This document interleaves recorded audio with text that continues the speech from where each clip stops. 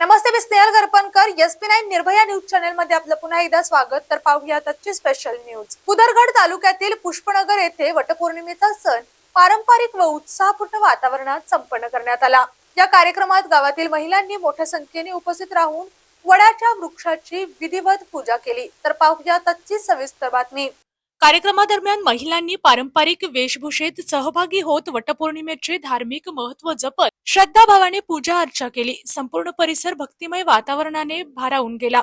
या कार्यक्रमास पंचायत समितीच्या सभापती स्मिता राणी राजेंद्र गुरव प्रमुख उपस्थित होत्या.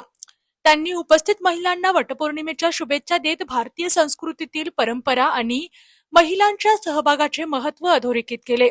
तसेच अशा सामाजिक व सांस्कृतिक उपक्रमामुळे गावात ऐक्य आणि सामाजिक सलोखा अधिक दृढ होत असल्याचे त्यांनी सांगितले.